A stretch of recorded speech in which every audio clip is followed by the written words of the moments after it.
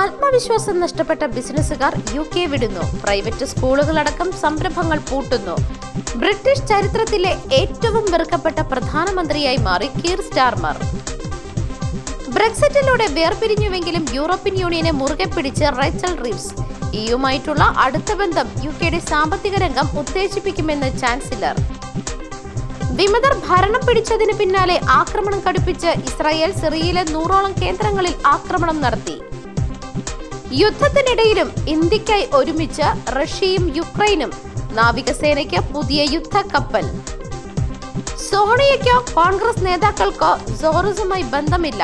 BJPയുടേത് വ്യാജ വാർത്തയെന്ന് ഫ്രഞ്ച് മാധ്യമം. രാജ്യത്ത് 185 ശതകോടീശ്വരന്മാർ. ആസ്തി $90,560 കോടി. ഒരു വർഷം കൊണ്ട് എണ്ണത്തിൽ 21% വർധനവ്. സംഭരണം നൽകേണ്ടത് മതത്തിന്റെ അടിസ്ഥാനത്തിലല്ല. സുപ്രീം കോടതി പരാമർശം ബംഗാൾ സർക്കാരിന്റെ നടപടിയിൽ. പോക്കറ്റ് കയറുന്ന അവസ്ഥയിലേക്ക് ആഭ്യന്തര വിമാന നിരക്ക്. 3 ഇരട്ടിയായി വർദ്ധിപ്പിച്ച വിമാന കമ്പനികൾ. ഗ്രാമീണ തൊഴിലാളികളുടെ വേതനത്തിൽ കേരളം നമ്പർ 1.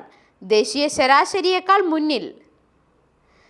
ഡ്രൈവിംഗ് പരീക്ഷ ജയിച്ചാലുടൻ ലൈസൻസ് നൽകുന്ന പരമ്പരാഗത രീതിക്ക് മോട്ടോർ വാഹന വകുപ്പ് മാറ്റം വരുത്താൻ ഒരുങ്ങുന്നു. ഇനി ലൈസൻസിനും പ്രൊബേഷൻ പീരീഡ്. നന്നായി വണ്ടി ഓടിച്ചാൽ മാത്രം യഥാർത്ഥ ലൈസൻസ്.